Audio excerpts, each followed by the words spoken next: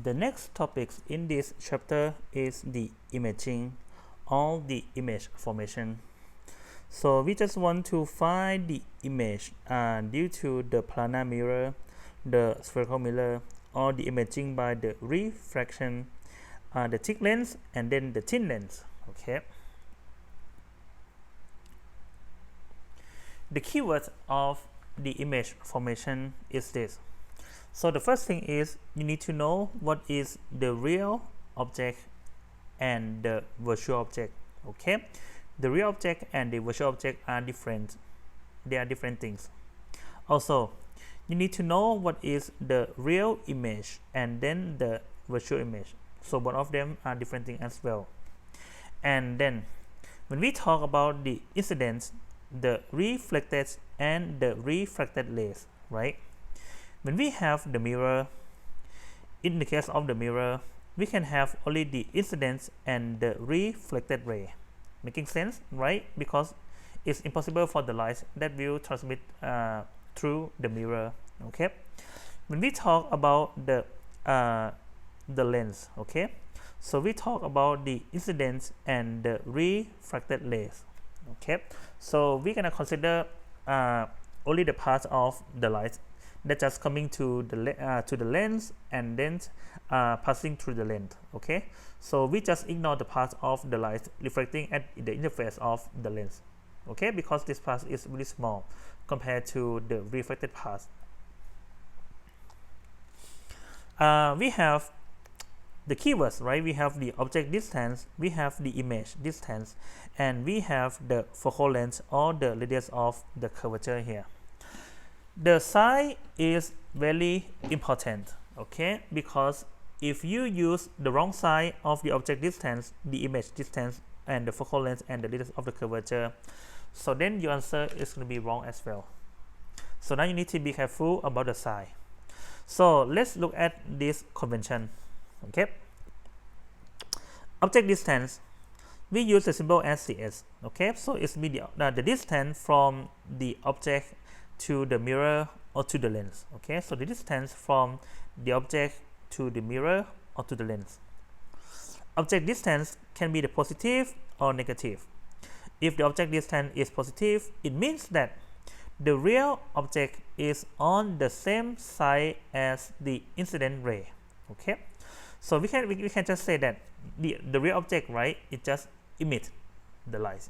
Okay, because when we see the object, so we must have, the light source. It can be from the sun, or it can be from the light bulb or whatever. Okay, so the light from the light source will just incident on the object and then reflect to our eyes. So that's the reason why we can see the object.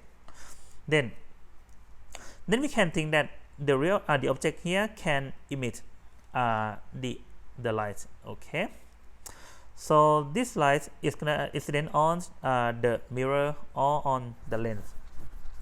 So then we can have the S greater than 0, so if the S is positive. But then on the other hand, if we have the virtual object, okay, so what is the virtual object? It means that the object is on the opposite side to the incident ray. For example, if we have the lens here, okay, and then if the incident light coming from this direction, but now the object is here. Okay, so you can see that the object is on the opposite side as the incident ray. Okay, actually this can be occurs in the case of we have the multi-lens or the multi-mirror and the lens or whatever. Okay, so we can see this example later.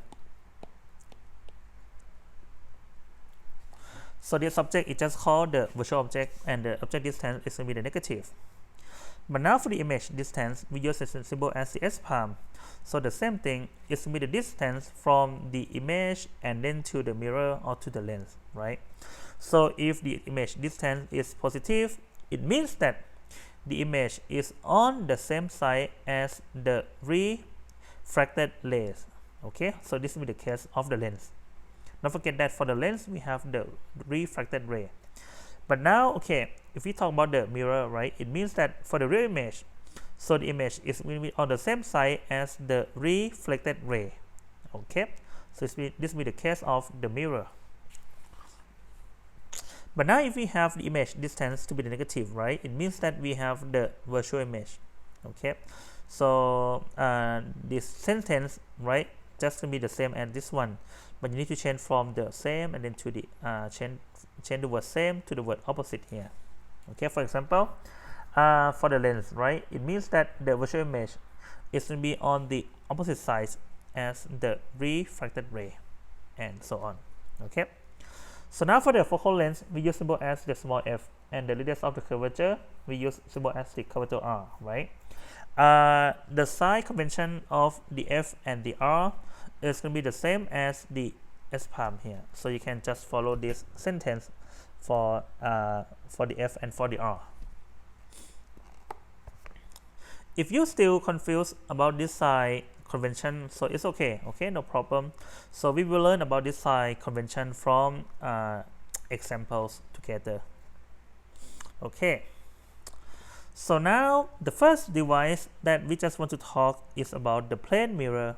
Okay, the plane mirror here. So we have the planar mirror. So you can see that wait, let me just color here a little bit.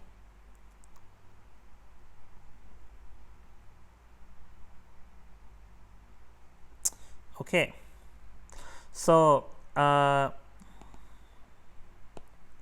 usually this side of the mirror, right, is going to be coated by the silver film. The advantage of the silver is that, you know, it almost reflects all the visible light. Okay, it just almost reflects all the visible light here. For example, if we have the object here, okay, so I just draw the object as the arrow.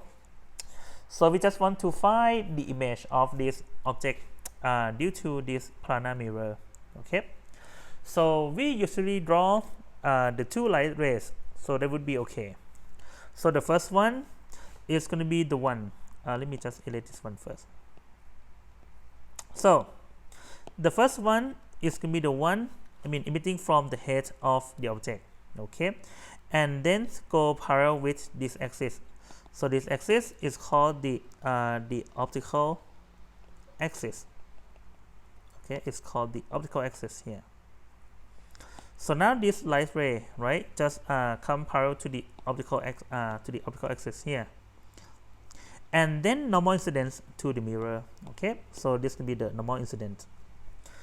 And we said that because the property of the silver film, right, because it can reflect all the visible light, so it means that the reflected light will just come to this direction. Okay, it just come here, and then it just reflect back and then go back to its path. Okay, now the second one, right, is going to be the one coming to this optical axis, and then again, right, the incident angles equal to the reflected angle, so we can have the reflected angle just maybe come to here. Okay, so this is going to be the reflected angle. So don't forget that these two angles must be equal to each other. Okay, from the law of the reflection. Okay, so now you can see that these two light rays, right, it will not cross to each other.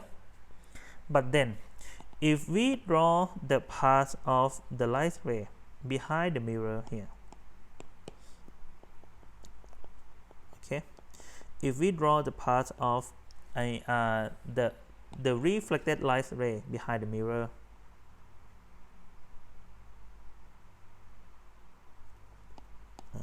wait.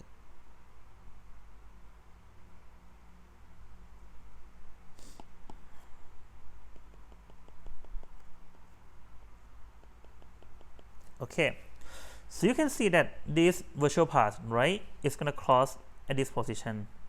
So then there's going to be the image.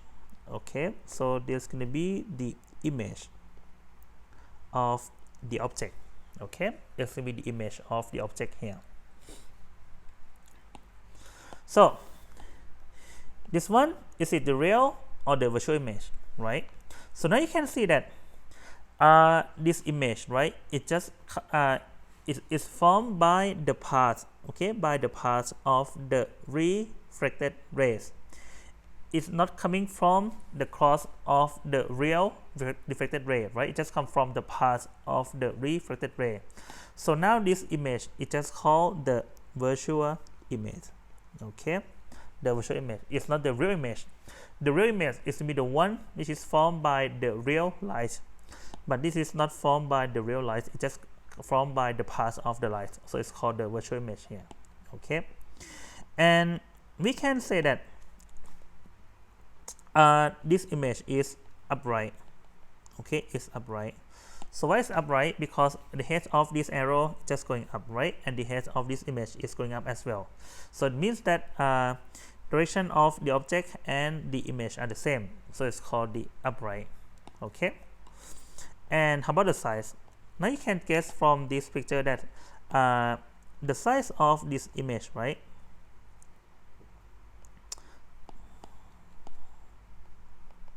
is going to be the same as the object, okay, it's going to be the same size as the object.